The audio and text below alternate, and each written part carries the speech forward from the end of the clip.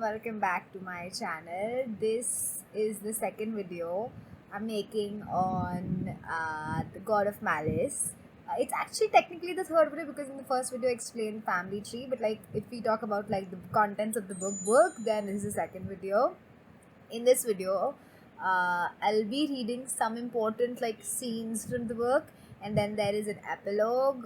Let me know in the comment section which is the next book I should make a video on. Also, the second book in the series is releasing, and also, do you want me to make a video on who are the couples who are going to, like the couples who are going to be a part of this book? Just let me know in the comment section. And so I'm not gonna waste a lot of time because these videos are already too long, so let's get into it. If you watch my other videos, you already know that there are two sets of schools, one which is from the England side and the other for the Americans.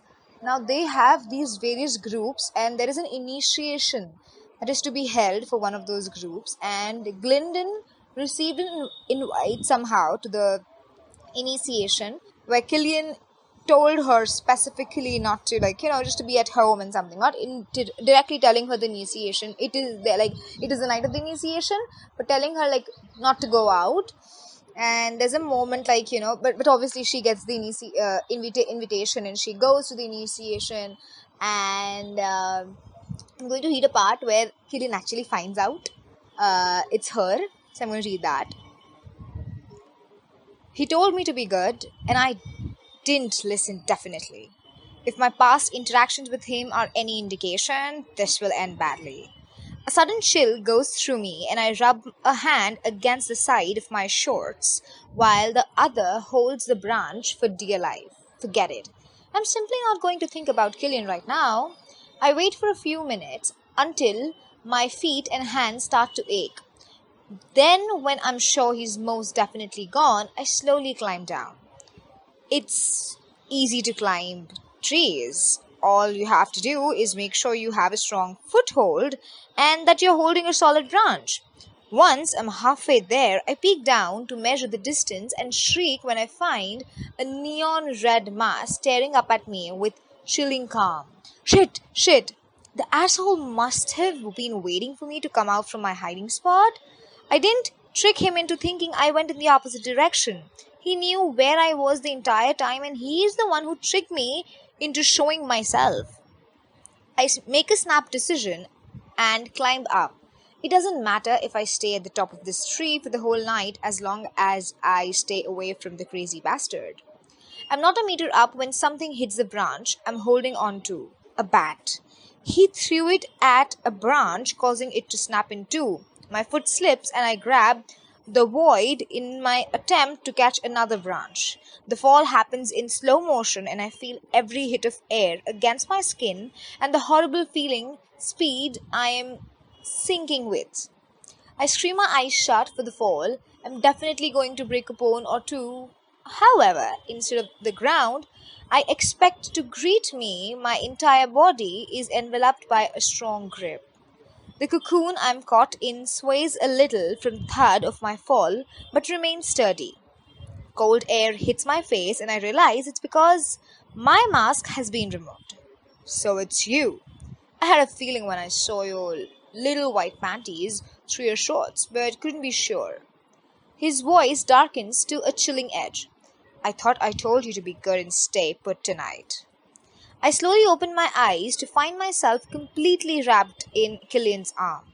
The neon red mask, with a stitched smile, makes him appear frightening, manic even. His muscles tighten around me until it's almost suffocating, and I hate how glad I am for him catching me, or how warm it feels in his embrace. It shouldn't be like this. Not when he's the most ice cold person I know. What the hell were you thinking when you broke the branch?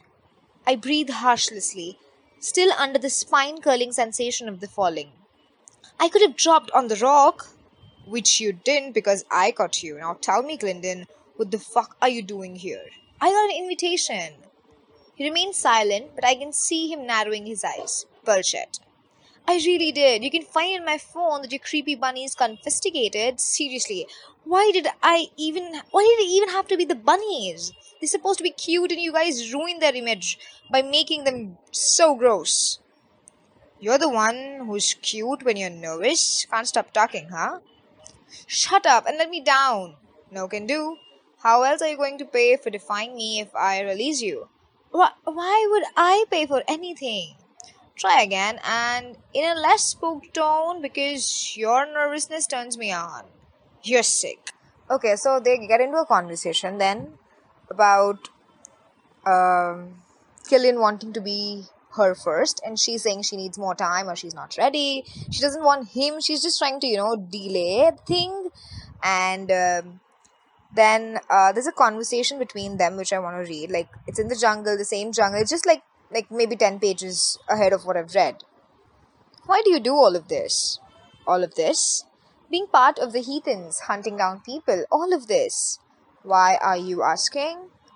Despite my attempts for it not to, my body relaxes. You keep pursuing me, but I know nothing about you aside from you being in the heathens and a med student.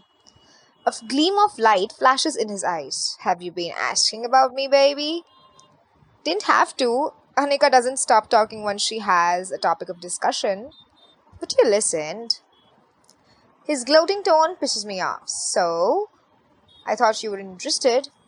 I'm obviously drawn to him in ways I can't understand. But it'll be a cold day in hell before I'll admit that. Or maybe you're just not interested in admitting it out aloud. His stance turns nonchalant and he seems to be enjoying himself. Are you going to answer my question? Concerning? Aren't med students supposed to protect their hands? Yet you fight and hunt and do all of those fuckeries that could get your hand hurt. He lifts his head and studies, and then, under the gloomy light, as if it's the first time he's seen it, the world is painted in different colors, depending on the angle you see it from. Every single idea can be turned monstrous when it's pushed to limits. I am the limit. I am the edges humans are warned to stay away from, but are attached to anyways, because it's just so different from what they know. And because I am permanently on the edge, I need constant stimuli to remain functioning. Fighting, hunting, and being a doctor in the making are those stimuli. So that's his obsession, his way of driving away the emptiness in through unconventional methods. I understand why he has to do this, though I don't agree with it. His view of the world is fascinating, and if I didn't want to escape him, I could listen to him talk about it all day. Why medicine then? It codes imply that you should save people, and I do, after I see inside them. His lips curve in a cruel smirk. Look at your face becoming all horrified. Do I scare you, baby? No. I lift my chin. I'm a king. We aren't born to be scared of people. I like the whole family slogan thing. Are you close with them? Your family, I mean? So what if I am? Do they know you were thinking about throwing yourself off that cliff? I startle, my whole body going rigid. I don't know what you're talking about. That night, you had this dead look in your eyes like someone who was tired, not bored, just fucking exhausted. He steps towards me and I retreat, matching his steps. Did you think about how it would feel at the bottom of that ocean with your head cracked against the rocks? How you would be by the water for minutes on end? Death by drowning is the most difficult. You open your mouth, bubbles will float, but the water is the only thing you'll get into your lungs. You think you want to die, but the more you breathe in water and choke on it, the more you regret it. So tell me, Glendon, did you imagine that ever would be over? So tell me, Glendon, did you imagine that everything would be over if you just let go? He's really a psychopath, isn't he? There's no way a normal person would talk so casually about such a topic, and with great details, no less. I slap both hands against his chest. Stop it. You're trembling, baby. Did I hit a nerve? I glare up at him. You've no right to judge me. I'm not. I'm trying to get to know you better. Just like you did to me. This bastard is escalating again. He didn't like that I was asking questions, so he decided to go for a juggler to teach me a lesson. Too bad for him. I'm not backing down. Couldn't you just ask what my favorite color, band, and film are? You don't have a favorite color since you wear all of them. Your favorite brand is Nirvana since you have their song in all your Instagram stories. Your favorite movie is Inception per a painting you posted a year ago on your IG that was captioned Inspiration by my favorite film ever, Inception. You also love chocolate and cherry flavor ice cream together. You also love chocolate and cherry flavor ice cream together, yours paternal grandfather and the shorts and tank top style. You have an inferiority complex due to your brother and mother's talent, which makes you look more and more uncomfortable in a family pictures as time goes by. It probably started early on and accumulated over the years, and it drove you to that cliff. My nails dig into his chest, wanting, no, needing to inflict pain. How? How the hell do you know all of that? I'm good at observing and linking patterns. A stalker, you mean? If you prefer that label. You're still shaking. Would you like me to drop the subject and let you go back to your safe cocoon like Little Miss Ostrich? I didn't want to kill myself. I cut him off. Yes, I thought about it often when the pain gets to be too much and I wanted to just stop, but I still wouldn't do it because I would regret it. I would feel shitty for putting my family and my friends through that, and maybe it wouldn't work. What if the pain doesn't stop after all? What if it becomes 10 times worse? You won't feel anything post-mortem. I snort, actually feeling light for talking to a heartless monster about it instead of someone who would be hurt by my words. Is that your idea of consolation? And then, it just goes on and on. But I really felt like reading this part, where Killian had a way of making Clinton open up. He just had his ways. Okay, now I'm reading a scene where, a girl comes up, like when they're Killian is actually dropping her off from the initiation campus, like the house they live in, and a girl comes in who's actually a kind of ex. Okay, let's see. Killer? Wait, what? A killer? It takes me a second to realize that the feminine voice was directing that nickname at Killer. Killian. A tall, slim figure steps out wearing white mask number one, straight blonde hair falls to her bare shoulder, and she's wearing a skin tight strapless top that accentuates her hourglass waist. She pulls the mask away from her face, and I freeze at how stunning she is. Like a model or an actress or both. And when she smiles, it's so blinding that I have trouble looking directly at her. She subtly pushes me away and throws herself at Killian, wrapping her arms around his neck with someone who does it as ease as who has done it a million times before. I missed you, she murmurs, and then her lips meet his. The next chapter. I stare at the scene dumbfounded. You know that moment when you realize up and when you freeze up and you have no idea whether you're moving or even still breathing? Actually, screw it. A prominent emotion that tears through my chest isn't feeling like a third wheel or being slammed in the face by PDA. It's something worse. A burst of energy slashes through my vein, which is so similar to rage. I swear I'm not the jealous type. In secondary school, I found my boyfriend making out with my classmate and just closed the door and broke up with him via text. I don't feel any resentment towards Brand for being mom's favorite, for being the vessel for her talent, nor for the fact that she goes an extra mile in her attempt to protect him from Lan. I also have no resentment towards Lan for getting all the attention in our family, or towards Ava for looking like a goddess and being perfect at everything she does, or Cecily for being the most balanced human being I know. In short, I don't feel jealous. So why the hell do I feel the need to dig myself a hole in the ground and disappear in it? It's not jealousy. I refuse to categorize it as such.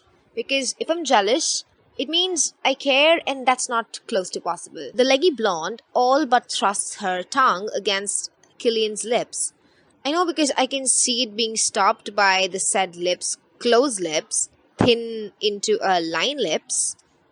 If it were me, clearly rejected like that, I would dig that hole deeper and vanish further in it. maybe bury myself alive while I'm at it too. However, the blonde doesn't stop or even goes to bite his lower lip. Instead of asking for a kiss, she's demanding it. Unable to keep looking, I stare at the ground, my eyes blurry and my ears so hot. I think they'll explode. Is there an exit somewhere? Maybe it's on the other end of the house.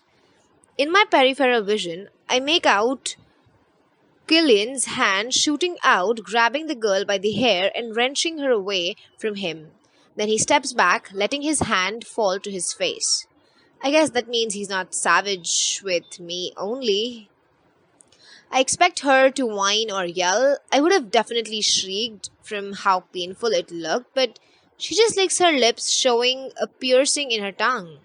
I love it when you're being rough. Is she crazy? Why the hell would she like the bastard's violence? Oh, wait. Aren't there people who get off on it, like Killian, for instance? I lift my head to watch them openly, not bothering to hide the fact. What are you doing here, Cherry? Of course her name is Cherry. She looks like a cherry. A seductive grin curves her lips. I always wondered about your secret club, so I thought I should join. Look, I won. My heart sinks at the remainder that I didn't win, and Bastard eliminated me at the last second. This Cherry is, however, already a member. Killian's expression remains blank, so she steps towards him, swaying her hips and biting the corner of her lips. How about a celebratory fruff? How about a celebratory fuck to welcome me into the heathens? You can choke me. I step backward as if I have been slapped. I can't stay here anymore. My chest aches at the thought that he does those things with someone else. My chest aches at the thought that he's done the things he did to me with someone else. He choked them too. He's probably ambushed them and made them feel alive just to drop them when he got bored. I know all of that. I do, so why the hell do I feel like crying? One thing for certain, I definitely won't stay to watch them hooking up. I'm going to go. My voice is barely audible. Refusing to lower my head, I turn and start to walk from where I came. Though maybe I can go into a house and see if there's a way out. A strong hand wraps around my elbow, jerking me to a halt. I stare up at Killian, who all but fuses me to his side. I have someone else for a celebratory fuck. Better luck next time, Cherry. I want to say no. There's all no fucking and absolutely nothing to celebrate, but for some reason, I remain silent. And like all have a conversation when she's about to go. He's like, if you go, I'll fuck her. And he's like, do fucking whatever you want to do. I don't care. And she yells. And she never gives that kind of a reaction. And Killian is someone who observes, who's good at observing. So he actually observed, like, okay, fine. She cares. Like, he matters. A little maybe, but does matter. Now, there are actually many more scenes which I want to read, but I'm just like going to read one more, like when they actually like kind of have a breakup before the big, like, the final happy ever after, because otherwise the video is going to be too long. Okay, so this is the part where like Glendon has got a video on her phone. She's actually in New York at Asher's home. I mean Killian's parents' home, and like she has a really good time. But like then early in the morning she goes to the kitchen to have like a glass of water or something, and then she gets a video in which Devin, there's a lot of history at he is a person who committed suicide, and they both planned together to like jump off the cliff, but she didn't at the last moment and he did, and she thinks he's dead, which is again a secret. And in the video it shows that Killian was the person who actually like they had a very like conversation which kind of made which makes Glendon think that he's the reason why Devin jumped off the cliff. And after that she just confronts him. He's like, I don't know, I don't care, why does it even matter? And she's like, you don't even regret what you've done. And she just runs off. And he's now, like on the chase after her. I jog behind Glendon, I jog behind Glendon, fall in step, then slide in front of her. She crashes straight into my chest, and I grab her elbow to keep her from tumbling sideways. The road's orange light cast a warm glow on her drained, tear streaked face. The usually bright green of her eyes has dimmed, becoming as lifeless as the first time I saw her on the cliff. Upon seeing me, she flings herself backwards and slaps my hands away. My fingers twitch to strangle the fuck out of her, but I have a feeling that it'll have the exact opposite effect on what I intend. I grind my teeth. That's the second and the final time you push me away. Are we clear? She starts to bypass me, but I block her path, my voice lowering. Are we fucking clear? Fuck you. You have been playing with my emotions all this time, knowing full well what kind of relationship I was in with Devlin. Now it's Devlin and not Devon, sorry. Relationship? It takes effort not to shake the fuck out of her. That's an overstatement. You knew him for maybe 2 months max before his death. The only reason you felt close to him is because he fed you into your insecurities. Made you feel like you had some kindred you were or some kindred soul and blah fucking blah. He was manipulating your stupid empathy and had a field day with it. I still can't figure out why, but I know manipulation when I see it. Oh, because you're the best at it?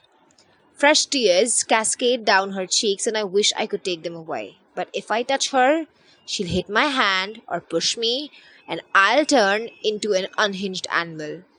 So I tap my fingers against my thigh, summoning patience I don't have. So what if I'm best at it? That should be a compliment, right? Do you even hear yourself?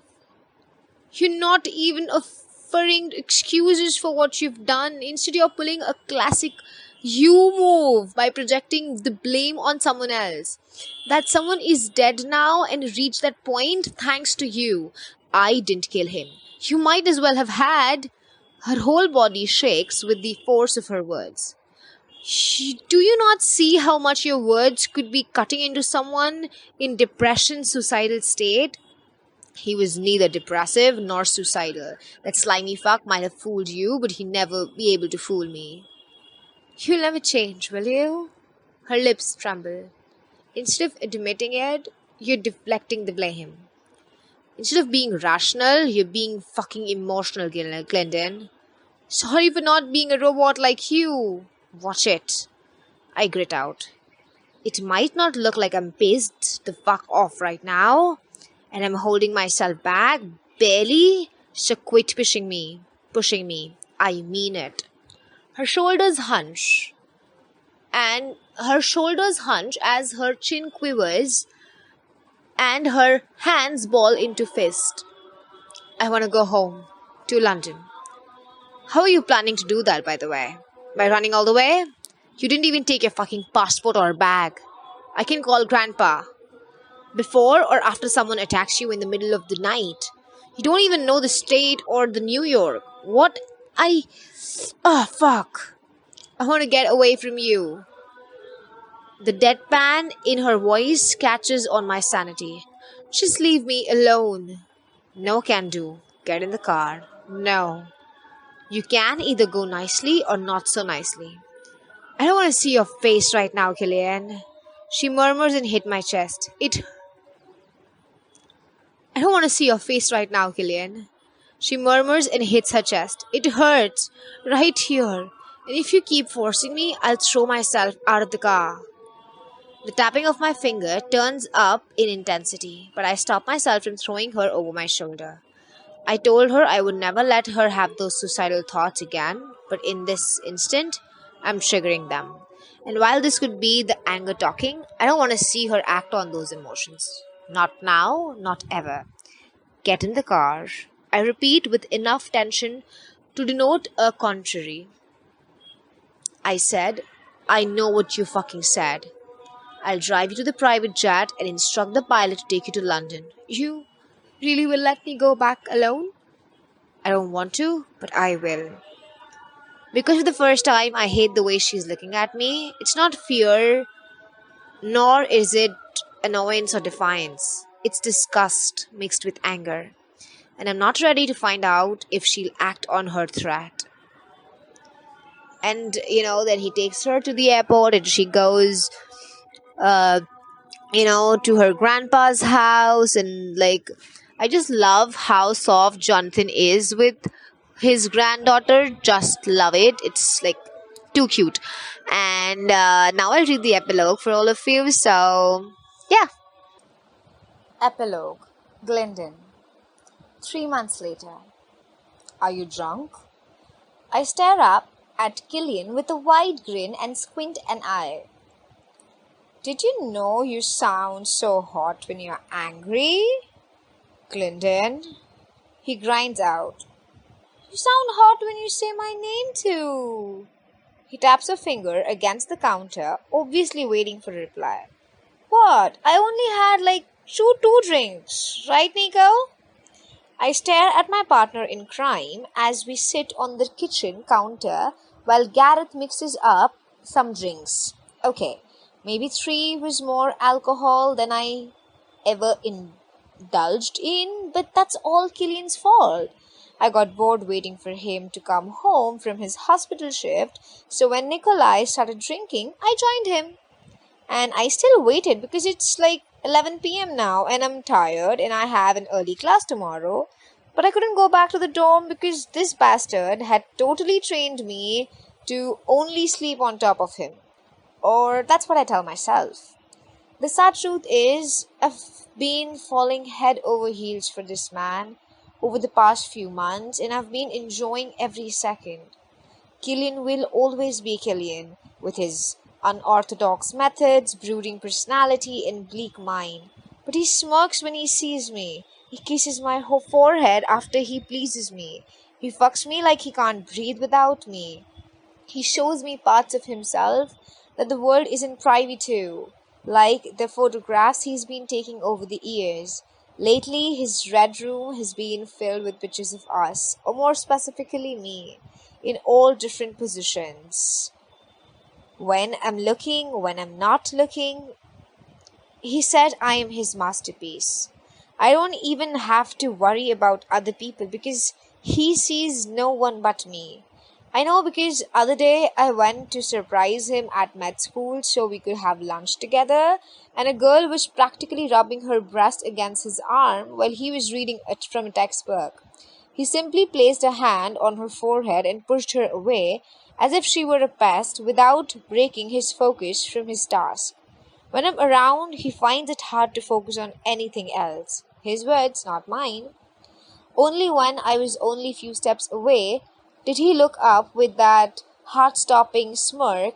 It's seriously bad for my health at this point. He's definitely not smirking now. In fact, his eyes are narrowed slightest bit. What did I say about getting drunk when I'm not around? And the motherfucker's name is Nikolai. I say you're jealous that Glendon and I are bonding Satan's heir? His cousin points a half empty shot glass in his direction, a shit eating grin curling his mouth. Killian completely ignores him, then wraps an arm around my back and effortlessly throws me over his shoulder. Jeez. This caveman behavior will be the death of me one day. But I still giggle as the blood rushes to my head and I hold onto his back. I love the feel of your muscles. I slur, stroking my hands wherever I can reach.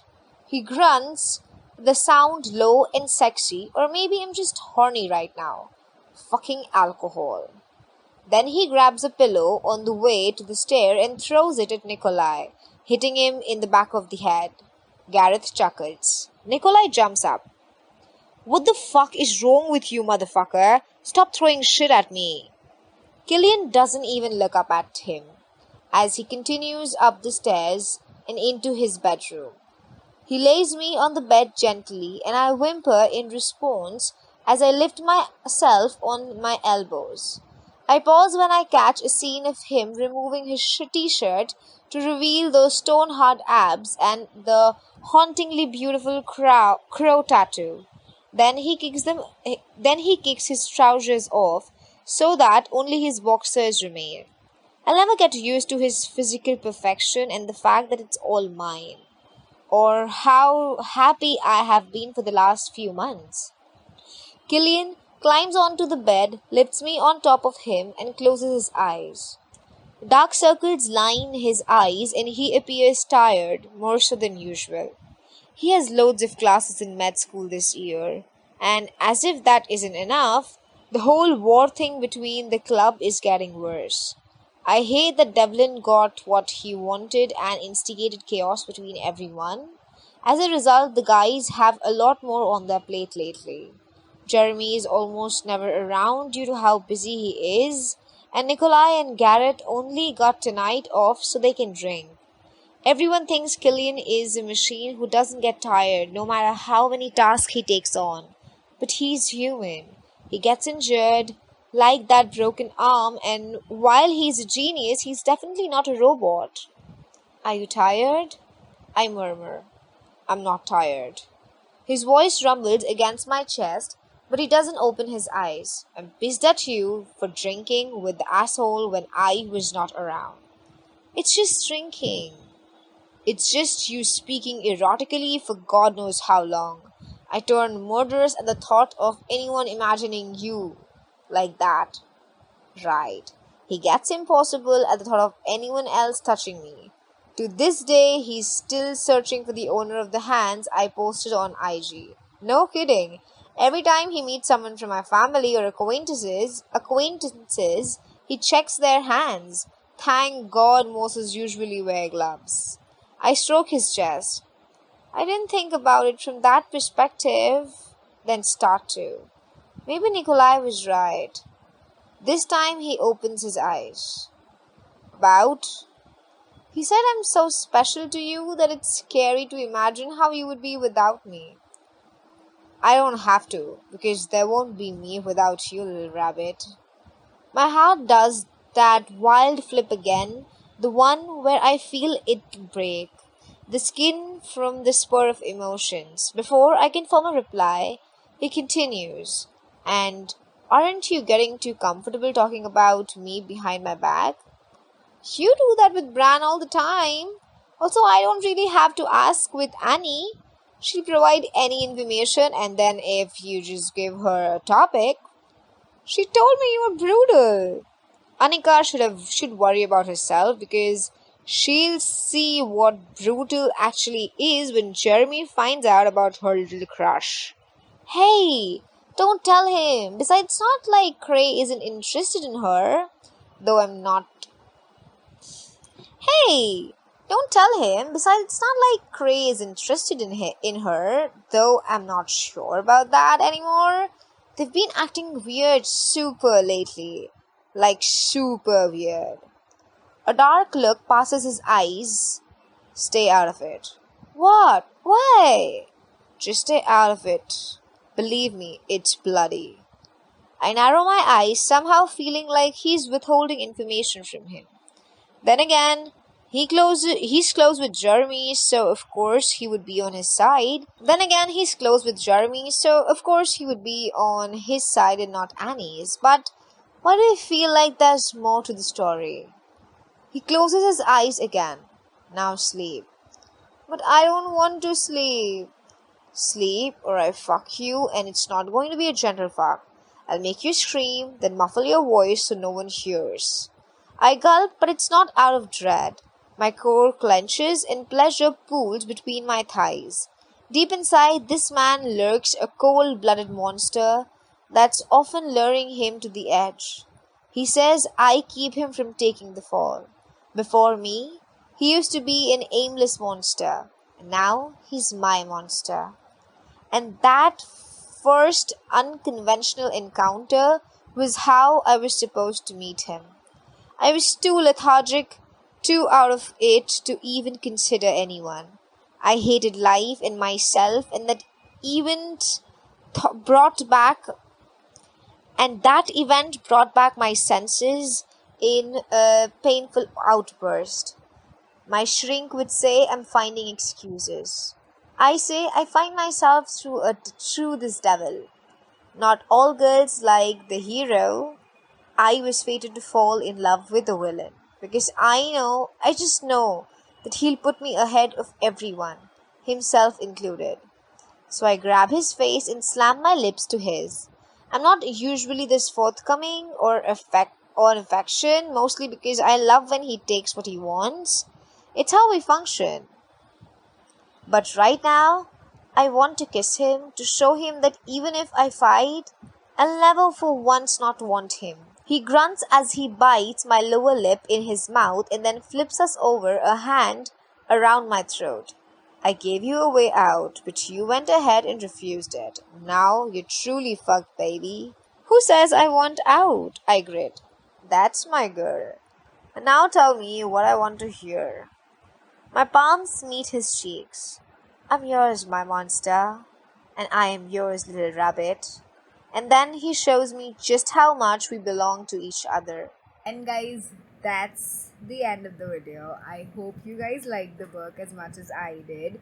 Just be careful to read the triggers because this book has some really serious content. Like it's dark and fun to read, but also like it deals with it has its triggers. And if you want to know the triggers in detail, watch the first video which I made because I've read out the triggers and everything. The link will be in the eye. Watch it. And thank you so much for watching. Let me know in the comment section which is the next book I should make a video on. Thank you so much for watching. Like and subscribe. Thank you.